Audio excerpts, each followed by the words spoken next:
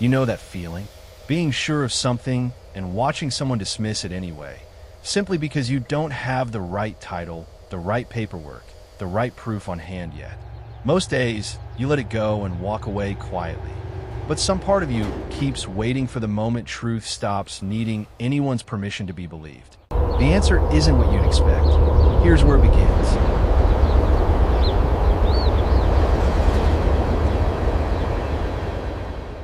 The smell reached him before the sound of the wheels ever slowed.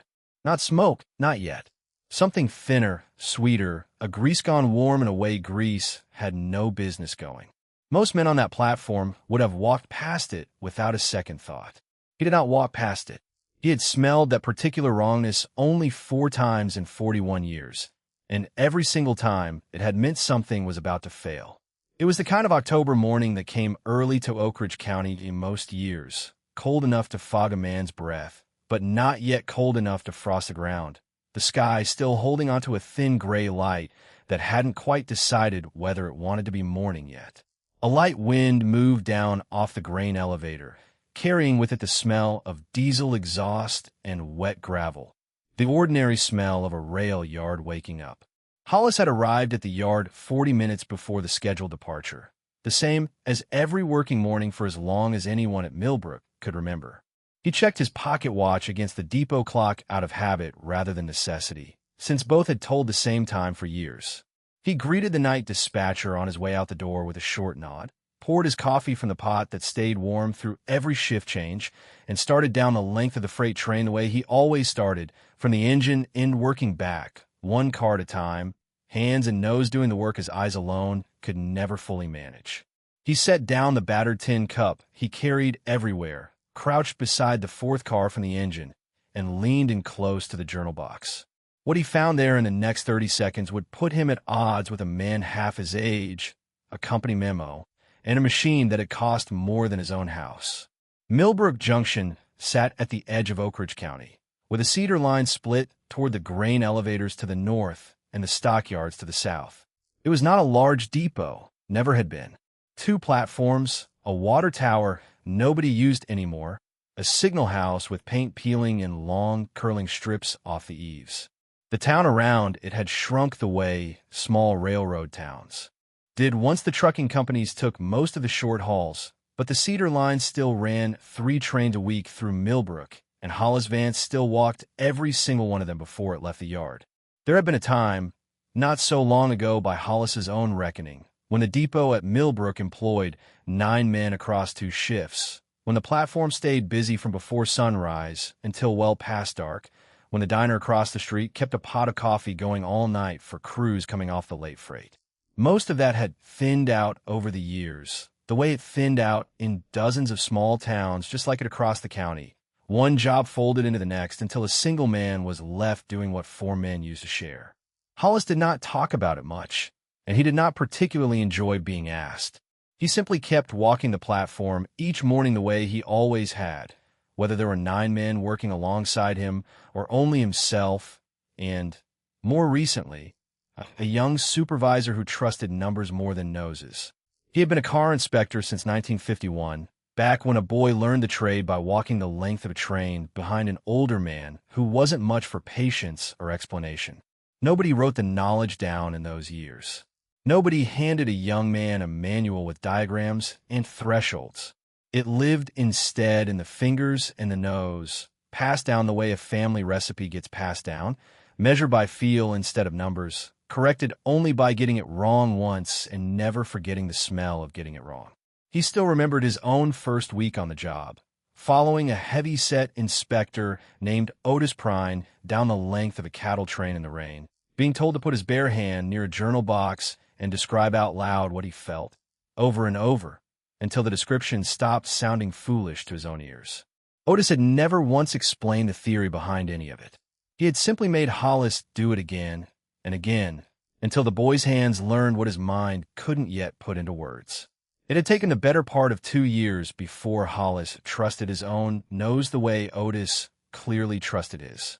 He had trained 3 younger men over the decades that followed. 2 had left the railroad for steadier pay in town.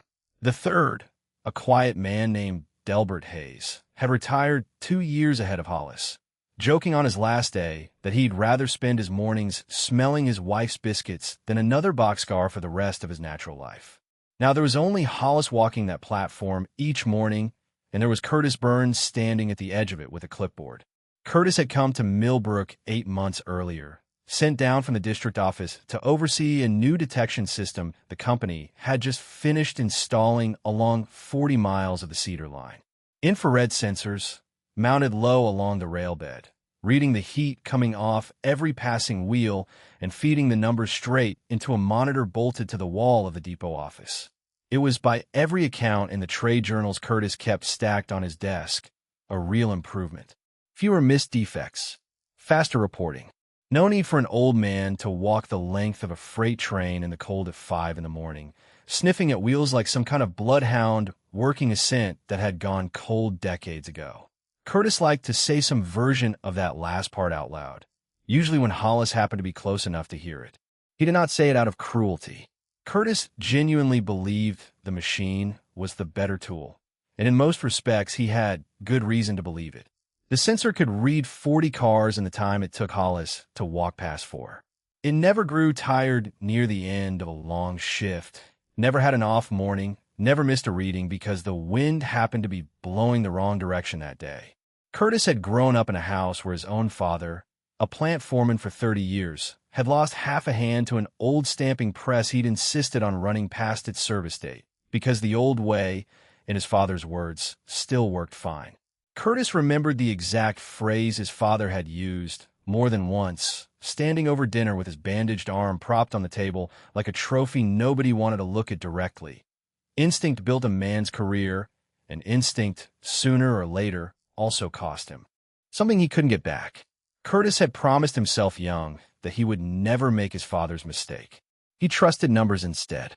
He trusted the small green light on his monitor that had read, every single time that morning, all clear, printed clean, and certain in a way his father's instincts had never once managed to be. Hollis trusted that light too, most days. But 41 years had taught him something the light had not yet learned. Between the sensor's threshold and the rail itself sat a narrow window where a problem could still slip through unseen, and that window, more often than either man liked to admit, had a smell. He crouched lower now at the 4th car, close enough that the grease odor was unmistakable to him. Not rancid, not burnt, but sweetish and hot, the smell of oil holding more heat than it should hold this early in a cold morning. He pressed the back of his hand near the journal box without touching the metal directly, an old habit that had spared his fingers more than once over the years.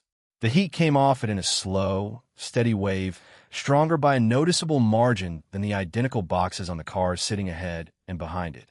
Curtis was crossing the platform with his clipboard tucked under one arm when he spotted the old man crouched low beside the 4th car, and he did not bother hiding the sigh that came with it. He said the sensor had cleared every car on that consist not 10 minutes earlier, and the printout was sitting right there on his clipboard if Hollis cared to look at the actual numbers for himself. He said it kindly enough, more or less, the patient way a person explains something twice to someone who plainly hadn't caught it the first time around.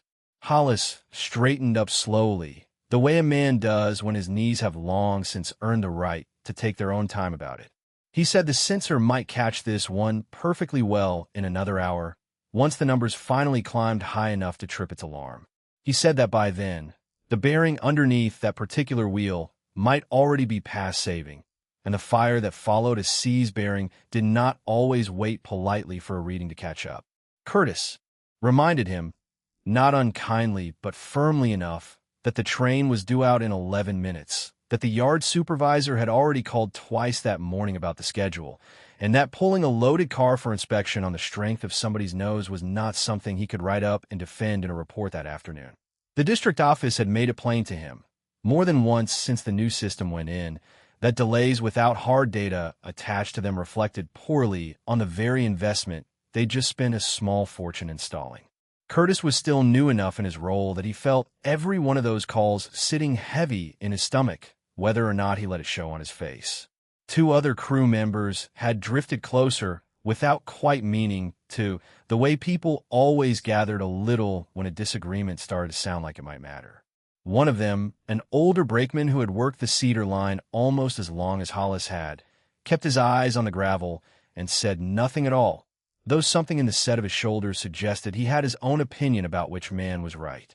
A young brakeman nearby laughed once, quick and a little embarrassed, the way people laugh when they'd rather not have to pick a side out loud. Hollis did not raise his voice. He rarely did, whatever the provocation. He simply asked Curtis to come closer and smell it himself before making up his mind either way. Curtis did, mostly out of politeness more than curiosity, and caught only the ordinary smell of railroad grease, nothing that struck him as particularly wrong. He had grown up around diesel and hot metal his whole life.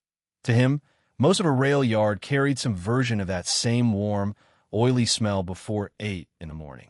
He straightened back up and said, gently but plainly, that he simply could not hold up a scheduled freight train on a hunch, however many decades of experience that hunch happened to be standing on. The whistle sounded twice from up near the engine. 11 minutes had somehow already become 4. Hollis looked at the car one final time, at the faint shimmer of rising heat just visible above the journal box in the cold morning light.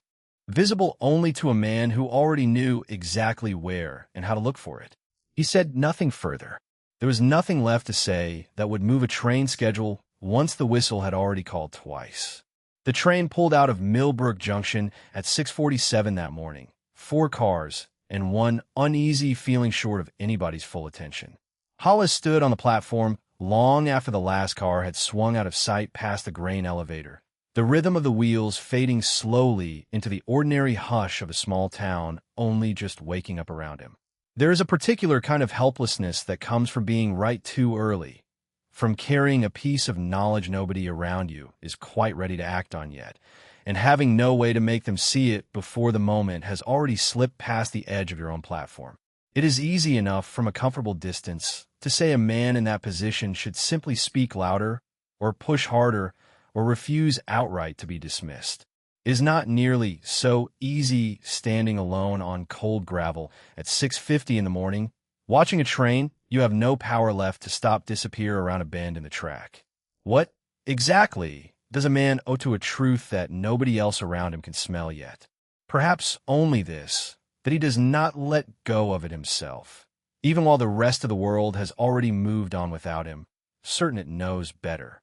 Hollis bent down and picked his tin cup back up from where he'd set it beside the rail, and found, without much surprise, that the coffee inside had already gone cold in the time it had taken the argument to happen. He did not go home to wait out.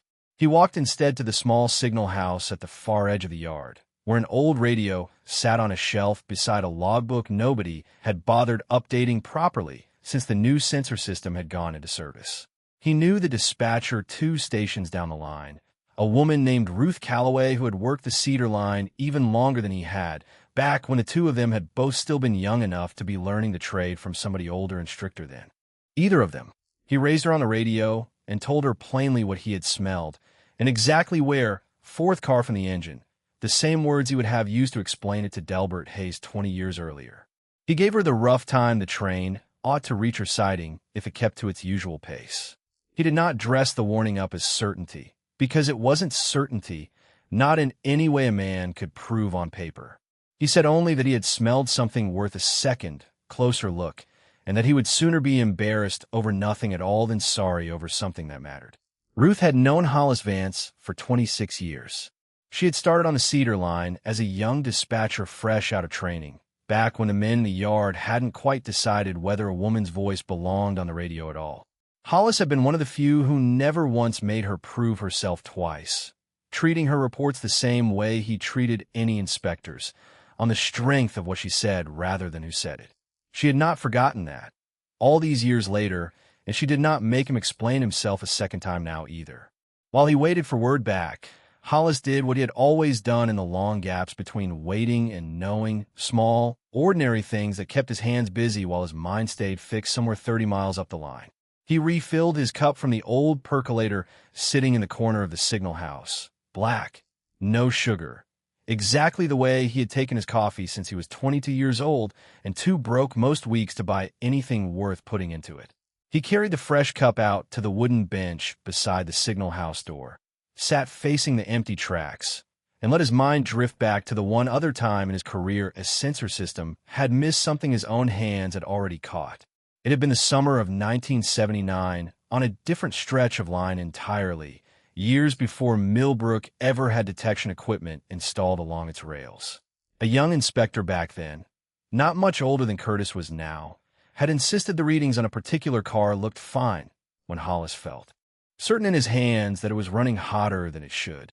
They had argued about it in almost the exact same words being used on that Millbrook platform decades apart, as though the argument itself never really changed shape. Only the faces standing on either side of it changed with the years. That car, back in 1979, had made it 11 miles further down the line before the bearing seized entirely, dragging a shower of sparks along the loose ballast until a following crew spotted the glow from nearly half a mile back in the dark. He remembered the exact sound of the emergency brake application that night, a long, shuddering groan that carried across the fields for what felt like a full minute before the train finally came to rest. He remembered walking up to that car afterward and finding the wheel itself half melted at the tread, the metal gone a strange blue-gray color that came only from heat far past anything a hand could safely touch. Nobody had been hurt that night. It could very easily have gone a good deal worse. Hollis had never once told that particular story to Curtis. Not out of pride, and certainly not out of any wish to frighten the boy into agreement.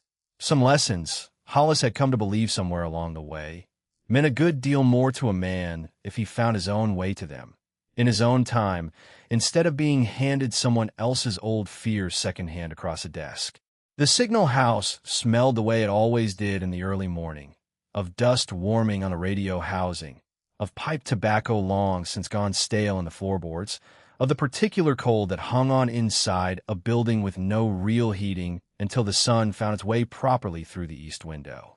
Hollis's daughter had called the house phone the evening before, the one line that still ran to the depot from the old exchange downtown, asking again, gently, whether he'd given any more thought to retiring at the end of the year.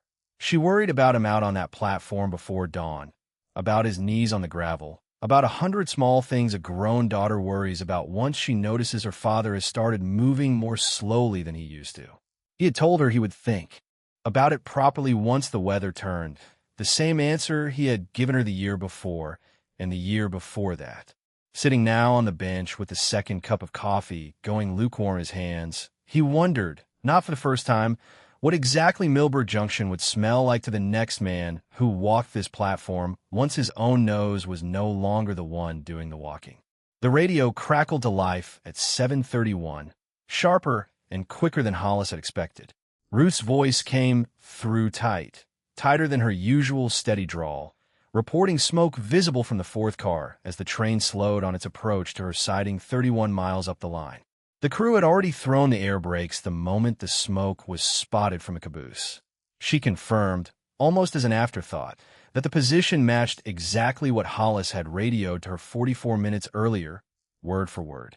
Hollis let out one slow breath and did not say the words that were sitting right there, ready and waiting to be said. He only asked her to keep the line open a while longer, until the car was safely uncoupled from the rest of the consist and set well clear. 12 long minutes later, Ruth radioed back once more to confirm the train had stopped clean along the siding, the smoking journal box isolated and cooling before the bearing underneath it ever failed completely. A thin wisp of smoke, nothing more, not yet flame. Close enough to have turned into something much worse. Not close enough, this particular morning, to become a story that anyone outside the crew would ever hear told secondhand.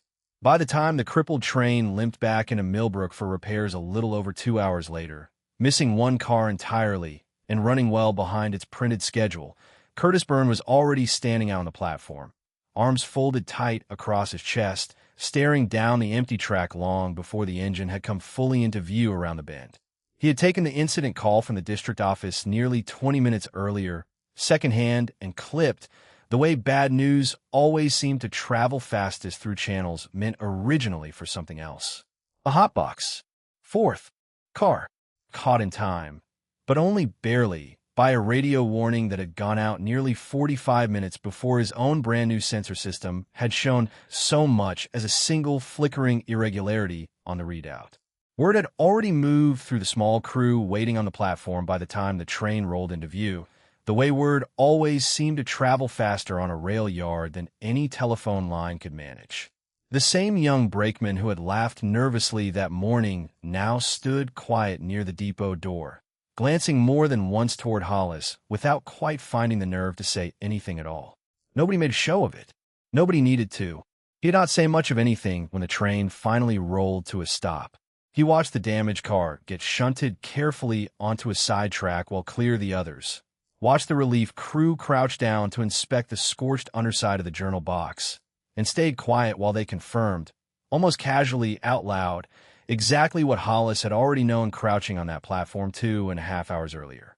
Hollis was sitting on the same worn wooden bench outside the signal house when Curtis finally crossed the gravel yard toward him, his boots moving a good deal slower over the stones than they had at 6:43 that same morning. Curtis stood there a while without saying anything at all, looking somewhere past Hollis toward the damaged car sitting on the sidetrack, the long scorch marks still visible along its underside, even from a fair distance away. He asked, eventually, quietly, how exactly a smell could catch something that 40 minutes of steady instrument readings had missed completely. Hollis turned the question over longer than it probably strictly deserved. He said that the sensor hadn't been wrong, not exactly. It read heat the instant heat crossed a certain fixed threshold, no more, no less than it had ever been built to do, faithfully, every single time. He said that a nose, an old and stubborn enough one, sometimes caught the smaller warning that arrived well before the heat ever climbed that high on any gauge. Not magic. Not some mystery worth making too much of. Just 41 years spent learning. Exactly what wrong smelled like. Well, before it ever turned into a wrong, the machine itself was built to measure. Curtis asked, more quietly still, whether he ought to have listened that morning, back when there was still time enough to matter. Hollis did not answer that particular question head-on. He reached instead for a second tin cup sitting beside him on the bench, the same battered kind he always carried, one he had filled almost without quite planning to, back when he'd first sat down to wait on word from Ruth. He held it out toward Curtis now, without a word of explanation attached to it. Curtis took the cup, a little uncertain what exactly was being offered along with it, and sat himself down on the far end of the same bench. He turned the tin cup slowly in his hands without drinking from it right away, studying the dents along its rim, the kind of wear that only came from being carried in a coat pocket for years on end rather than bought new and kept careful. Somewhere behind them, a freight door rolled shut with a heavy metal clang, and neither man so much as flinched at the sound. They did not discuss the schedule that day or the district office or the incident report that would still need writing up before the end of the shift. Hollis had never once, in 41 years on the Cedar Line, needed to say the words, "I told you," so out loud for the truth of a moment to be fully understood by the man sitting beside him. Some truths he had long since learned were content to do their own quiet explaining, given enough time and the right kind of silence to sit inside. By that evening, the story had already made its way across the counter at the diner near the depot, the way most stories in a town the size of Millbrook eventually did, growing a little in the retelling, but never straying far from the plain truth of it. Nobody made Hollis into more of a hero than the situation called for, and he would not have allowed it if they tried. Most folks simply nodded when they heard it, the way people nod at something that confirms what they'd already believed about a man for a long time. In the weeks that followed, nothing about the arrangement at Millbrook was ever officially changed. No memo went out from the district office revising procedure. No line was added to the manual instructing inspectors to trust their noses over the sensor readout. But Curtis began arriving earlier most mornings, walking the platform a few paces behind Hollis without being asked to, saying little, watching where the older man's hands went and where they lingered. He never once mentioned the fourth car again, and Hollis never brought it up either. Some Tuesday mornings, when the frost sat heavy on the rails and the readings on the monitor came back a shade slower than usual, Curtis found himself leaning in close to a journal box anyway, just to see what, if anything, he could catch on his own. Late in November, on a car the sensor had cleared without hesitation, Curtis caught a faint trace of that same Swedish warmth Hollis had once tried to describe to him on the platform, and pulled the car himself before anyone else even noticed. It turned out to be nothing serious in the end, only a slightly overpacked bearing, but he wrote the incident up anyway, carefully, the way a man writes something down when he wants to remember exactly how it felt the first time it happened on its own. Delbert Hayes heard the story secondhand from a cousin still working the yards, and called Hollis that same week, just to say he wasn't the least bit surprised, and that some men simply never did learn to retire their nose along with the rest of themselves. Down past the grain elevator, the morning sun had climbed high enough now to catch along the steel rails and turn them the deep color of warm iron, stretching off toward the horizon in one long, steady, unbroken line that neither man said a single word about, though both of them, in their own separate ways, sat looking at exactly the same thing. Hollis Vance spent 41 years trusting his own hands before any machine caught up. Have you ever worked a job where instinct mattered more than a reading on a screen? And is there someone in your life whose quiet certainty you've learned to trust, even when they can't fully explain why? We read every comment, and we're grateful you spent this time with us. See you in the next story.